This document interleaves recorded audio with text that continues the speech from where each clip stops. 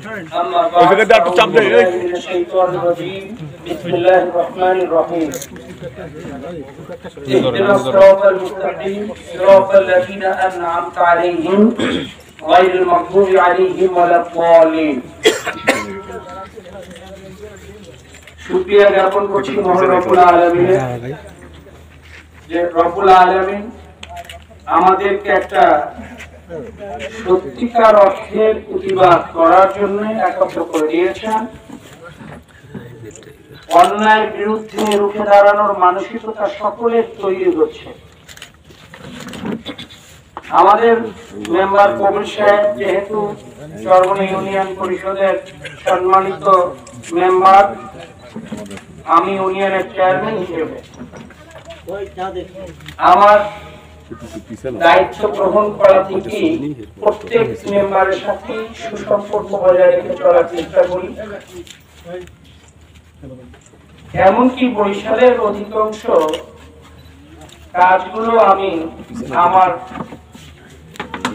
আজকের যার উপরে অভিযোগ সেলিম হাওলাদার সাহেব করেছেন ওনার ধারাই করাই, কারণ ওনাকে আমার নিষ্ঠাবান সব থেকে বেশি দায়িত্বশীল মনে হয়। তার জন্য কবির ভাই অত্যন্ত আন্তরিক মানুষ, এলাকার সকল মানুষের গ্রহণযোগ্য ব্যক্তি। কিন্তু সেলিম হাওলাদার সাহেব সম্পর্কে আমার কিছু কথা বলতেই হয়। ওনার বাড়ি তো আসলে কালীগঞ্জ ইটাগুড়ার মধ্যে। উনি এই দেশে ৯ নং ওয়ার্ডের এই চরহোগলাতে বসবাস করতেছে বেশ কিছুদিন, কিন্তু ইতিমধ্যেই উনি বাদী হয়ে কম করে ১৫-২০টা কেস অলরেডি করে ফেলেছে। এ ধরনের ওনার সম্পর্কে আপনারা যারা জানেন, সাংবাদিক বন্ধু যারা আছেন, প্রশাসন যারা তদন্তে এই মামলার তদন্তে যারা আছেন, আপনারা সুন্দর করে তদন্ত করবেন। সাংবাদিক বন্ধুরা এটা সুন্দরভাবে জাতির সামনে উপস্থাপন করবেন, এটা আমার আপনাদের প্রতি বিনীত দাবি। কিন্তু চরমোনাই ইউনিয়ন হিসেবে ওনাকে কিন্তু কিছু করা হয়নি। আমাদের সকল ধরনের ব্যবস্থা করার যোগ্যতা অবস্থান আছে, আপনারা জানেন। ওনার বিরুদ্ধে বিভিন্ন লোকধারা মামলা করাতে পারতাম, আমরা ওনাকে অনেক ধরনের শাস্তির ব্যবস্থা করা সম্ভব। কিন্তু চরমোনাই ইউনিয়ন একটা শান্ত প্রিয় ইউনিয়ন।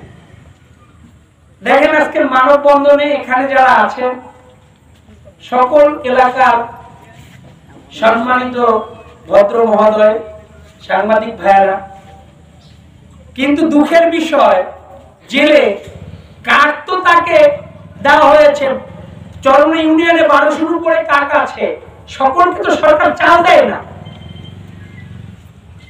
যদি চাল না পায় সেটা চেয়ারম্যানকে জানাবে, সেটা মেম্বারের উপরে ২৫,০০০ টাকা চাঁদা চাওয়ার একটা এই মারাত্মক একটা চাঁদাবাজি মামলা করে ফেলবে, এটা একটা অত্যন্ত আশ্চর্যের বিষয়। প্রিয় উপস্থিতি, আমি সেলিম ভাই ও সেলিম ভাই আত্মীয়স্বজনকে বলবো, আপনি অতি তাড়াতাড়ি আপনার মামলাকে প্রত্যাহার করুন।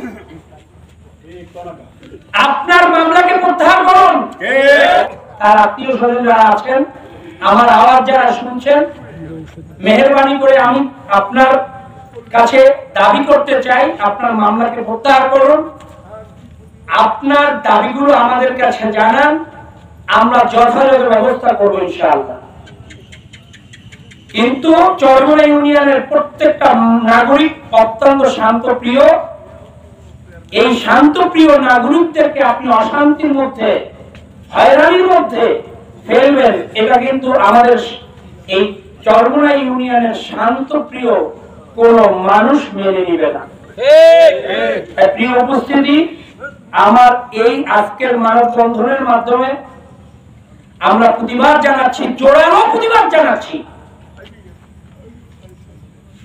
সামনের প্রত্যেকটা পদক্ষেপ যাতে করে আমরা শান্তিপ্রিয় অবস্থানে চরমোনা ইউনিয়নের সমৃদ্ধশালী উন্নত ইউনিয়নে পরিণত করতে পারি, সকলের সহযোগিতা কামনা করি।